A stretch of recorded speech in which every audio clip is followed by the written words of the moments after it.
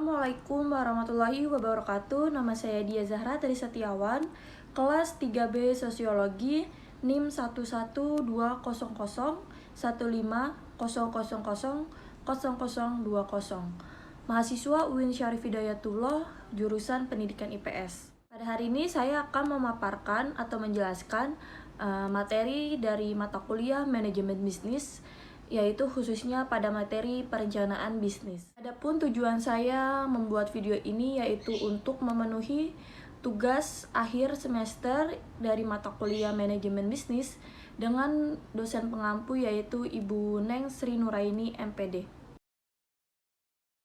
Rencana bisnis atau business plan merupakan suatu dokumen tertulis yang menjelaskan rencana pengusaha atau perusahaan untuk memanfaatkan peluang-peluang usaha yang ada, yang terdapat di lingkungan eksternal perusahaan, dan menjelaskan keunggulan bersaing, serta menjelaskan berbagai langkah yang harus dilakukan untuk menjadikan peluang usaha tersebut menjadi suatu bentuk usaha yang nyata. Business plan juga merupakan sebuah selling dokumen yang mengungkapkan daya tarik dan harapan sebuah bisnis kepada si penjanang dana yang potensial. Tahapan yang pertama yaitu ada ide usaha. Ide merupakan suatu yang muncul dan berkembang di dalam benak pikiran manusia. Ide ibaratkan sebuah bola salju yang semakin lama ide tersebut bergulir di dalam benak pengusaha, maka ide tersebut akan semakin tumbuh dan membesar dan memberikan motivasi yang lebih kuat bagi pengusaha untuk meneliti dan mewujudkan ide tersebut. Nah, tahapan yang kedua yaitu kita masuk ke tahapan perumusan konsep usaha. Nah, untuk mewujudkan ide usaha yang sudah ada di benak pengusaha tersebut agar menjadi kenyataan, pengusaha harus merumuskan menjadi konsep usaha. Konsep usaha yaitu penjabaran suatu ide usaha ke dalam dimensi-dimensi bisnis yang menjadikan relevan. Misalnya, pengusaha memiliki ide usaha mendirikan rumah makan. Maka dia harus menjabarkan ide rumah makan tersebut ke dalam konsep usaha yang jelas dengan menguraikan ide usaha tersebut menjadi dimensi-dimensi usaha yang lebih mendetail. Nah, tahap yang ketiga yaitu studi kelayakan usaha. Studi kelayakan usaha dilakukan untuk mengukur sejauh mana kelayakan rencana usaha yang akan kita jalankan. Ada beberapa faktor yang harus dipertimbangkan di dalam melakukan analisis kelayakan usaha dari suatu rencana usaha. Yang pertama, ada kelayakan pasar dan pemasaran, yang meliputi potensi pasar, market share, produk, harga, distribusi. Yang kedua ada kelayakan operasional atau teknis yang meliputi pemasok bahan, proses produksi, mesin, dan peralatan. Yang ketiga ada kelayakan manajemen plan organisasi yang meliputi desain organisasi atau kebutuhan staf.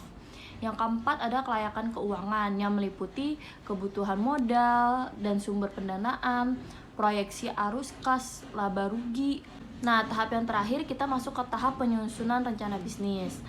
Nah, informasi yang telah dikumpulkan oleh pengusaha pada tahap sebelumnya, yaitu pada tahap studi kelayakan, merupakan sebuah bahan yang sangat berharga bagi proses penyusunan rencana bisnis. Perbedaan mendasar antara kegiatan studi kelayakan usaha dengan penyusunan business plan yang terletak pada aspek manajemen strategisnya.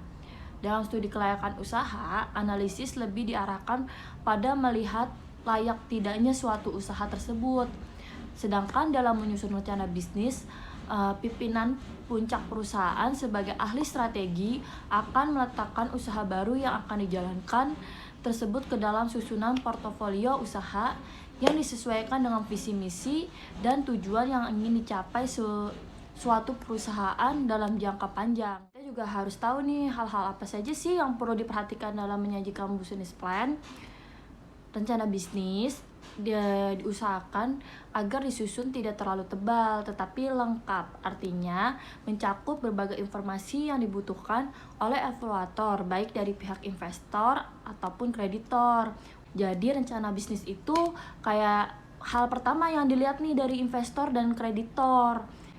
Nah, sampul depan rencana bisnis juga harus memuat nama perusahaan, alamat, nomor telepon, dan bulan serta tahun rencana bisnis yang akan dikeluarkan. Nah, rencana bisnis yang baik juga harus mencantumkan ringkasan eksekutif ataupun sering disebut dengan eksekutif summary yang memuat penjelasan mengenai keadaan usaha, risiko utama dalam suatu perusahaan juga harus dicantumkan dalam rencana bisnis. Pencantuman resiko bisnis ini juga akan meningkatkan kewaspadaan dari pengusaha dan investor untuk menyiasati cara minimalisir resiko bisnis tersebut. Jadi, investor maupun kreditor yang akan mendanai suatu perusahaan bisa tahu apa saja nih resiko-resiko yang akan atau yang bisa terjadi dalam rencana bisnis tersebut. Jadi investor dan kreditor juga bisa punya cara sendiri agar minimalisir jika resiko tersebut akan terjadi di masa yang akan datang. Ada 6 jenis rencana bisnis yang perlu kita ketahui. Yang pertama ada standar business plan. Jenis rencana bisnis ini merupakan gambaran lengkap tentang perusahaan kepada si pembaca. Biasanya dibuat untuk pihak eksternal. Standar business plan mencakup segala informasi, mulai dari penjelasan mendetail terkait perusahaan, perincian produk dan jasa yang akan ditawarkan, strategi, tujuan, dan rencana keuangan. Yang kedua ada internal atau line business plan. Jenis rencana bisnis yang satu ini umumnya hanya ditujukan kepada pengguna informasi dari pihak internal. Informasi di dalamnya lebih singkat dan cenderung fokus pada strategi pemasarannya dan penjualan atau target, tanggal pencapaian, milestone, dan tujuan perusahaan secara keseluruhan. Nah, yang ketiga ada startup business plan. Ketika baru akan memulai sebuah bisnis, kemungkinan besar kan kita tuh tidak memiliki cukup data untuk membuat prediksi keuangan. Nah, startup business plan ini memiliki format yang sama dengan standar business plan. Bedanya startup business plan ini memuat lebih banyak informasi tentang latar belakang pendiri perusahaan, analisis pasar, dan industri secara mendetail, dan rincian keuangannya itu. Semua informasi inilah yang banyak dibutuhkan oleh para investor. Yang keempat ada one pack business plan. Ya, seperti namanya, jenis rencana bisnis ini sederhana yang dibuat untuk memperkenalkan bisnis kita hanya ke dalam satu halaman. Biasanya disebut juga sebagai business pitch atau one page business plan yang umumnya dibuat untuk pihak eksternal. Nah, banyak juga nih pemilik bisnis yang menyiapkan jenis business plan ini ketika baru pertama kali bertemu dengan calon partner bisnis atau investor baru. Ringkasan tentang diri Anda, bisnis yang dijalankan, dibutuhkan dalam tahap negosiasi. Nah, selanjutnya kelima ada operational business plan. Nah, sebagian besar bisnis membuat rencana bisnis yang memetakan 1 tahun ke depan. Rencana tahunan ini biasanya untuk penggunaan secara internal, tetapi mungkin menarik bagi pemangku kepentingan eksternal juga. Sertakan detail operasional seperti tenggat waktu proyek, target penjualan, dan tanggung jawab tim dalam jenis rencana ini. 6 yaitu ada strategi business plan. Jadi, ide di balik rencana bisnis yang telah Anda buat digunakan untuk melihat bagaimana sih atau arah awal mana dari suatu bisnis Anda, dan untuk melihat bagaimana cara Anda untuk mencapai tujuan yang Anda inginkan. Rencana bisnis strategi ini juga biasanya digunakan untuk melihat pandangan dari internal saja, baik melihat visi misi atau melihat tonggak lain dari perusahaan yang ingin dicapai oleh rencana bisnis yang telah Anda buat ini.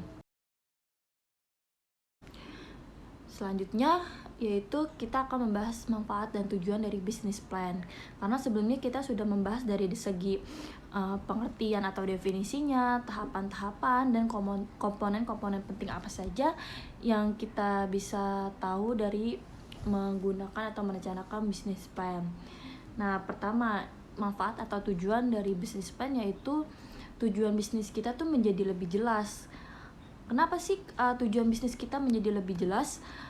Karena kita awalnya sudah merencanakan rencana bisnis ini atau merencanakan plan kita ke depan atau strategi awal atau rencana bisnis kita. Nah, sebuah bisnis yang baru akan dirintis dan sedang dirintis tentu saja kan akan sulit berkembang jika dijalankan tanpa sebuah perencanaan yang jelas. Nah, maka dengan itu menyusun sebuah rencana bisnis akan lebih terarah dan mencapai target yang ingin dicapai. Nah, yang kedua, yaitu prioritas kita akan lebih masuk akal. Nah, kenapa nih prioritas kita akan lebih masuk akal gitu kan? Nah, di dalam membuat bisnis plan, kita tuh belajar untuk menentukan prioritas terhadap bisnis kita yang akan kita jalankan. Prioritas itu mencakup pertumbuhan perusahaan, kesehatan keuangan, dan manajemen bisnis. Nah, menerapkan prioritas ini memang sepele, kayak apa sih, biarin aja lah gitu kan, karena awal-awal kita masih pelin-pelan gitu kan. Namun, menetapkan prioritas ini tuh ternyata sangat penting, karena jika kamu berfokus kepada prioritas yang sudah kamu tetapkan sejak awal, maka bisnis kamu akan lebih cepat berkembang. Jika semuanya sudah tertata gitu kan, kamu juga nggak pelin-pelan, nggak labil dalam mengambil keputusan, semuanya akan lebih tertata dan lebih terencana. Jadi tujuan rencana bisnis yang telah kita rencanakan pasti akan tercapai semua gitu. Nah, yang ketiga, ada business plan akan meminimalisirkan resiko untuk kegagalan. Karena dengan melakukan perencanaan, tentu kita sedang melakukan persiapan membangun dan menjalankan suatu bisnis dengan serius dan profesional. Saat membangun business plan atau rencana bisnis, kita akan tahu nih masalah apa sih yang akan kita hadapi, dan kita juga jadi bisa mempertimbangkan dampak dari setiap masalah, serta otomatis kita akan mencari jalan keluarnya, ya kan, untuk menyelesaikan setiap masalah yang ada. Nah, hal itu tentunya dapat meminimalisir resiko gagal dalam perjalanan bisnis yang begitu panjang. Yang keempat, kita bisa memprediksi masa depan. Apa sih memprediksi masa depan? Nah, dengan rencana bisnis yang matang, kita bisa nih memprediksi masa depan bisnis kita tuh akan jadi seperti apa gitu kan. Apakah akan gagal atau gimana gitu kan. Nah, tentu ketika kita menyusun rencana bisnis, kita akan membuat gambaran jangka pendek, menengah, ataupun panjang bagi bisnis kita yang akan kita jalani itu. Meski hal ini bersifat subjektif, namun tidak menutup kemungkinan prediksi yang kita telah bayangkan, yang telah kita rencanakan, yang telah kita pikirkan sebelumnya akan terrealisasikan. Tentu saja pengalaman tersebut harus didukung dengan adanya riset atau survei yang dapat dituangkan dalam strategi. Jadi kesimpulannya dari materi yang sudah saya jelaskan, yaitu perencanaan bisnis akan sangat berguna untuk perusahaan baru ataupun lama. Setiap perusahaan juga harus memiliki perencanaan bisnis. Umumnya, sebuah perusahaan akan meninjau kembali rencana tersebut secara berkala untuk menganalisa apakah tujuan telah terpenuhi dan juga mengevaluasinya. Meski bisa saja berhasil menjalankan usaha tanpa perencanaan bisnis, namun itu bukanlah ide yang baik. Bahkan sangat jarang ada perusahaan yang bisa bertahan tanpa adanya perencanaan, dan tujuan perusahaan akan lebih mudah direalisasikan. Hal ini karena perusahaan memiliki alat berupa perencanaan bisnis yang bisa digunakan sebagai acuan untuk perusahaan. Demikian yang bisa saya sampaikan dalam video ini tentang menjelaskan materi apa sih perencanaan bisnis. Semuanya sudah kita bahas. Semoga video ini bisa membantu Anda untuk lebih memahami, lebih menambah wawasan tentang perencanaan bisnis. Kurang lebihnya saya mohon maaf. Wassalamualaikum warahmatullahi wabarakatuh.